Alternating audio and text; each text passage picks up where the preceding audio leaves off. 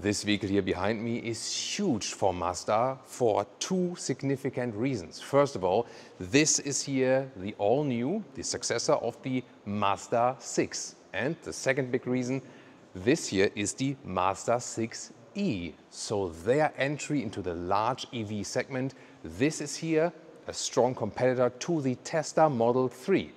And does it work that it really can compete with the Model 3? We're going to find out here with Thomas Autogefühl in 4K, full screen, full length. Let's go. Here with the new front, new design language, for example, with this playing with light, this, like this wing that goes around basically.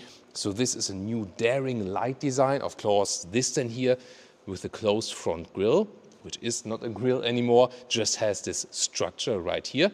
Logo in the front, a camera, also a lot of sensors are being used and so on. And the typical Soul red crystal color, a very strong red color. Of course, different colors are available. And yeah, I finally bought a red t-shirt also to at least somewhat match the red colors. There was no Soul red crystal t-shirt available, sadly. Then the length, this is very interesting here. 4 meters 92 or 194 inches. And that means it is slightly longer than a Tesla Model 3 and slightly shorter than the BMW i5, so to speak, lengthwise in between. And these could indeed be two competitors, but pricing-wise will be even more interesting, soon more to that. 19-inch wheels and an aerodynamic design. This will always be that size here, and then also with the contrasting black around the wheel arches, Mazda badging, contrasting side mirrors here, for example, and you have this really sensual roof line. Look at that. So design-wise, I think the vehicle works very, very well. And also you have to think about there are no official aerodynamics figures, CD value yet when we film this video, so we can maybe present it in a text then later on. But since the car is very long, this is actually always good for aerodynamics. The longer the car is, actually the better in a normal case. So we're really excited about that.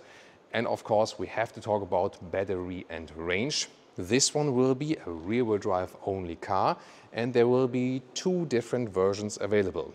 So the base version is actually a little bit quicker with 7.6 seconds in the acceleration figure to 100 kilometers an hour, 62 miles an hour.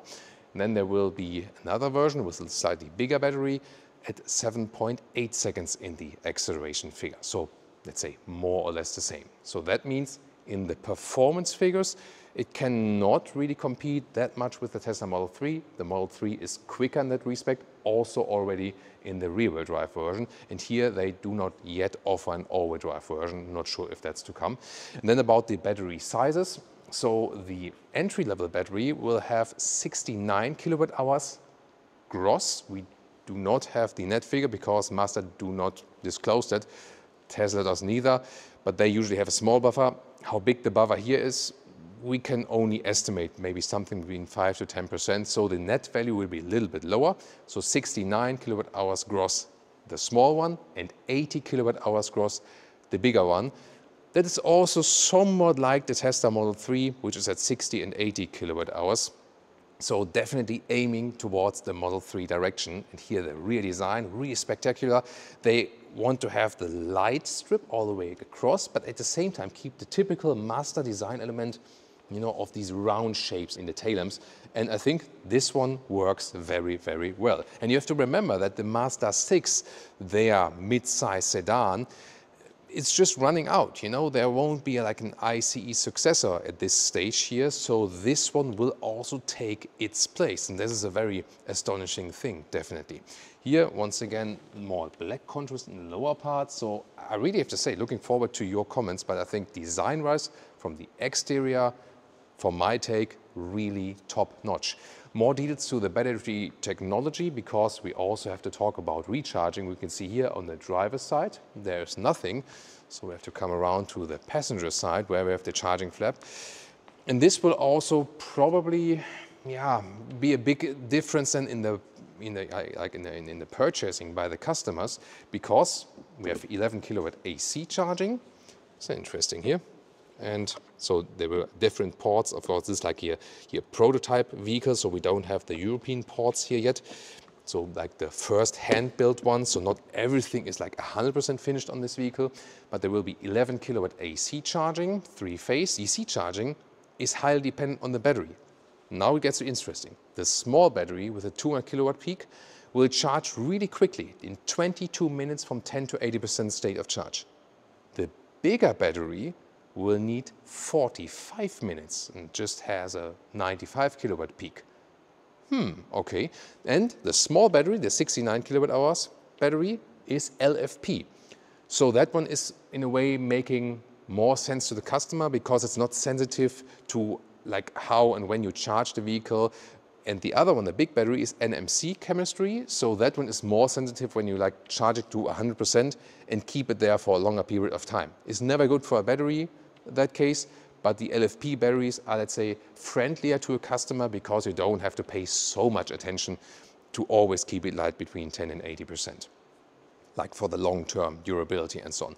So if you ask me, looking at that car and from the exterior and reading the facts in acceleration figure and the battery capacity, this will sell with the small battery. It's just a little bit smaller than the bigger one. It charges in double speed, it's a little bit quicker in the acceleration, and it will be cheaper. It's a no-brainer. The 69 kilowatt-hour gross battery is where this car is being sold with. Wheelbase, by the way, about 2 meters and 90, so really long wheelbase. We'll also check out how this one will translate then into the rear legroom. But first of all, I want to show you something in the front because you might remember the first try from Mazda in the EV segment was the Mazda MX-30, and it was not like a serious EV competitor because it was more like, yeah, pretty unique, let's take it that way. I also liked it in a way, but it couldn't really compete like in range and so on and so on. And with the MX-30, everyone was looking at the possible frunk and there was just like an open hole. And here, now we do have a frunk. There we go, gas struts. And this is 70 liters. And indeed, oh, there's another hidden storage underneath. So this can not only house a charging cable, but really also a large bag. That's pretty cool. And the realistic estimated range, taking a small battery, because everyone will buy that one. So around 400 kilometers, 250 miles is realistic. But the concise one also with the consumption and so on, we gotta see about that when we can really drive and test it, because I don't trust the official cycles and so on. And we can drive this one here for you, of course, very soon if you stay subscribed here on our channel. And we have to talk about speed. First of all, VMAX, so the top speed is 170 kilometers an hour or 105 miles per hour for both versions. Thinking about the German Autobahn, there might be some drivers who are driving quicker. Yeah, just saying. And also talking about speed, you see here this gap. So this is intended because this is here a retractable wing and it deploys at speeds over 90 kilometers an hour and goes back under 50 kilometers an hour. And I've bound it here to a button so I can also deploy it for you. There we go. So this is how it lifts and this is how it goes back. That's pretty fancy, right? What do you like? Gotta say though, I think the car looks sleeker when it's not deployed. So yeah, but it's definitely also something you could show off to your friends. And we gotta talk turning indicators or hazard lights here in the front. Replace a part of the daytime running light. Looks pretty fancy. In the rear, they're here inside the round structure. It looks cool, the integration, however, a little bit tinier. What do you think? By the way, here on the rear, there's also another trend here. Mazda lettering instead of a logo. This is what a lot of manufacturers are doing lately. These door handles here will automatically go in, flush, and usually if I would open the vehicle, it will also come towards me again. In this case here, the prototype, I have to do it manually. And then here you see frameless doors, interesting, and door closing sound. For frameless doors is actually quite decent. Here also frameless doors in the rear. And for that, good sound. And yeah, that's the first hand-built vehicle. Then inside of the doors, you can see here, this is structured material on top. It's slightly soft, so to speak. This is Takumi Plus trim, so the higher trim level than with microfiber already inside of the doors. Otherwise, the base trim would have leather red. And then here, the door panels from the inside is also structured. It's not really soft or has no fabric, but at least it has also this interesting structure, so somewhat in between. And then, yeah, this is like the all-new interior. I can also hold the light while Levi's filming. This also with a two-tone steering wheel. Here there are some capacitive BS buttons. So the whole thing is one button. You see it right here on the right side as well. But the design is pretty cool here with the flat bottom and so on. More microfiber and interesting, look at that here. These are, you know, the Mercedes store columns. Tesla has used them for 10 years in the Tesla Model S, for example, in the X here. Also, there you see the other one. Yeah, we know them from Mercedes back like 10, 15 years ago, and also from Tesla. Interesting that they used them again. And here, microfiber seats in this case. These in the Takumi Plus seat, they also have some animal share, however. The base trim, however, the base Takumi trim would have full leather red seats in black or in beige. And they are then also completely animal-free. And then also in the base trim, the steering is also animal-free. So that is possible, actually. And I think pricing-wise, the base trim with the leather red probably will be the best offer then overall, together with the small battery, like with the Tesla Model 3, actually. So you feel and see also that they really try to orient a little bit on the Tesla. And that's not a bad thing, because it is the price-performance leader, definitely. And here, seating itself, so the ergonomics are actually good and comfortable.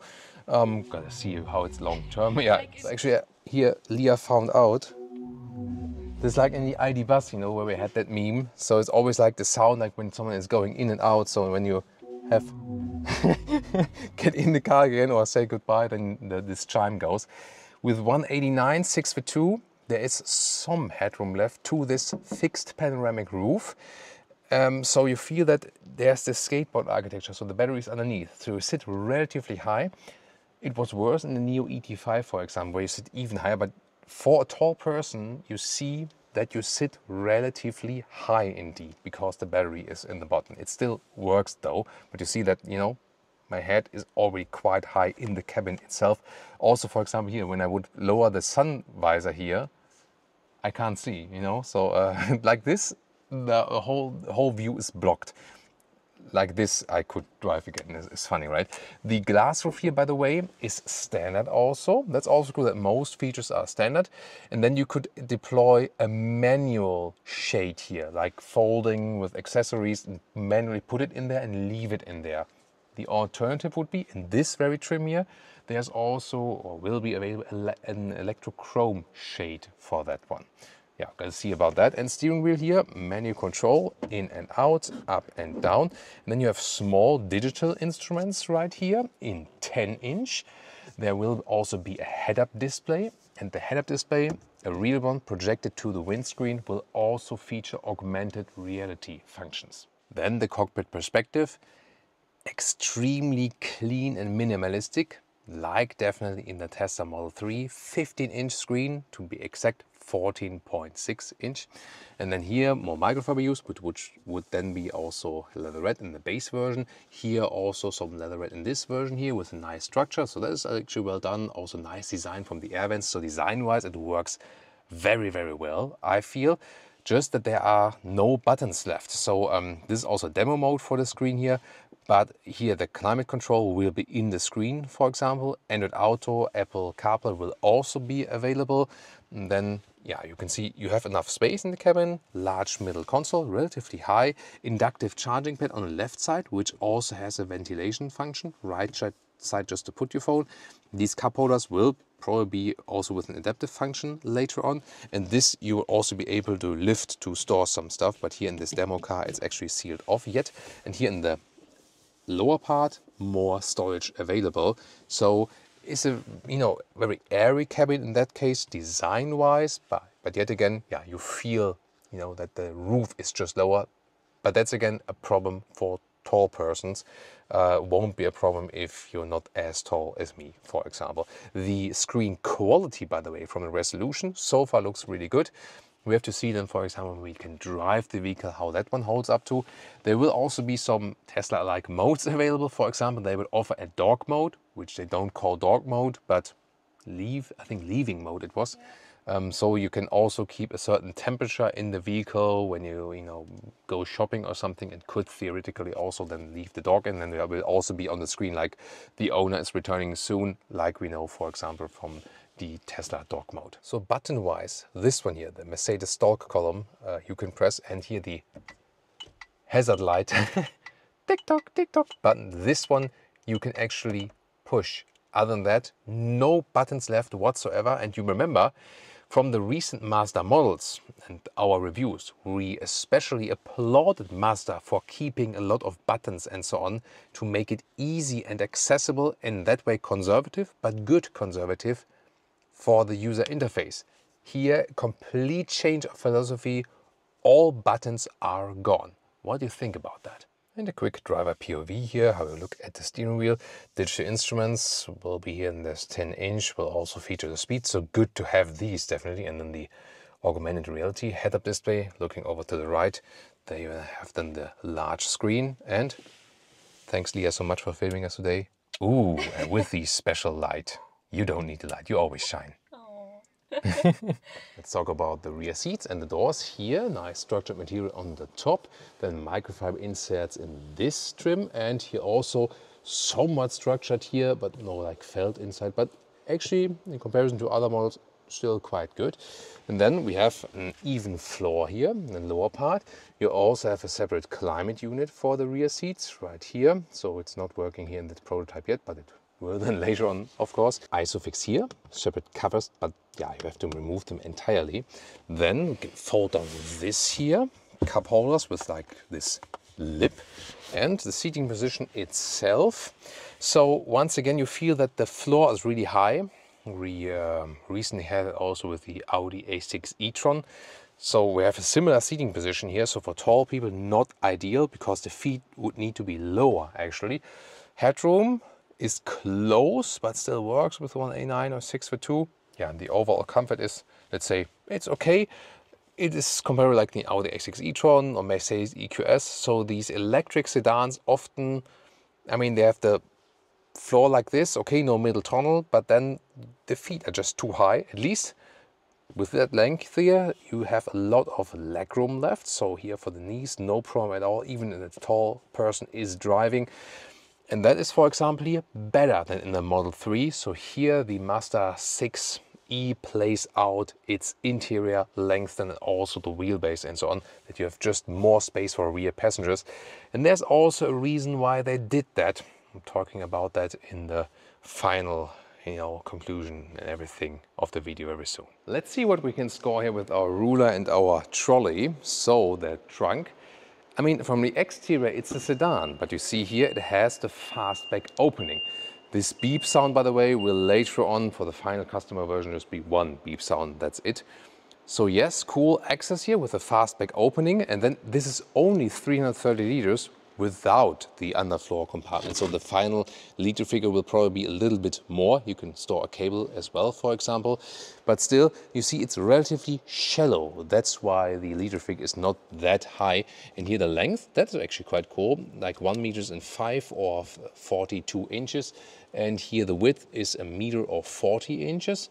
And you can see here a cabin trolley, also still exactly fits underneath here in a vertical way. Fold the seats, we have a 2/3, 1/3 split, and here the length here, wow, it's like 1.85 meters or 73 inches, so that is substantial in length. What facts are missing? Towing and 1.5 tons for all versions, and this car will receive 9 airbags, and they are aiming at a 5-star rating at the Euro NCAP crash test. But now the big prize is, of course, the price. And one thing we can already reveal today here, the entry-level version, which will be, as I said, the most important one, with a small battery, which is not that much smaller, but charges quicker. LFP chemistry makes more sense to most customers. And also then, if you think about the entry-level version, which is also animal-free with the leatherette in 2 different colors, So this car will make most sense in the entry-level version, and they want to sell it here, for example, German price, below 45,000 euros. And that is actually quite astonishing. Remember that a Tesla Model 3 rear-wheel drive, small battery, starts at 41,000 euros at this moment of the recording of the video in Germany. So it is close to a Model 3 and is quicker in charging. It is longer, it has more space in the rear of the interior, and it also has a lot of standard equipment. The head-up display is standard, the glass roof is standard. Most of the features you saw today, besides these microfiber animal skin seats, so that the red would be the standard one. So it's actually quite clever to have a car where you can't choose too much, like in the Tesla concept.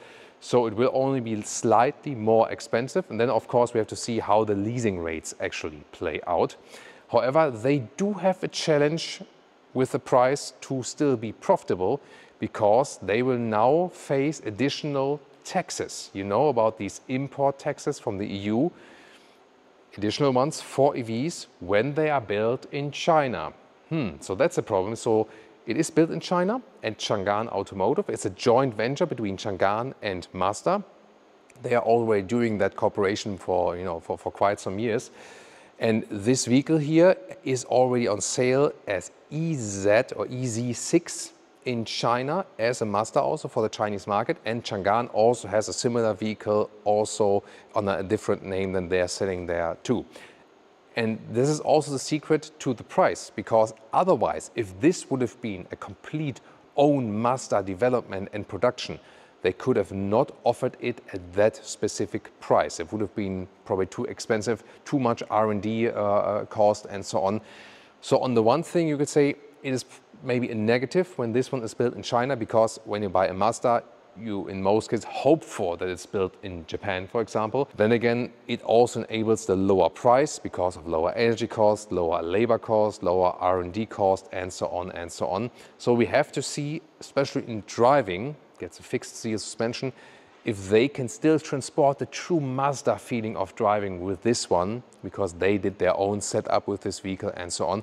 And we can tell you more about that when we're able to drive this very vehicle. Yeah, looking forward to your feedback. Such an interesting vehicle here for sure, and really crucial if it can be a true Mazda 6 successor and if it can really challenge the Model 3. In some aspects we said yes, in other aspects of course the Model 3 is still ahead, and we have to see then how the driving plays out. Tune into that one very soon. And now to the competitors like the Tesla Model 3, or then would be the double the price, but otherwise still the competitor, the BMW i5.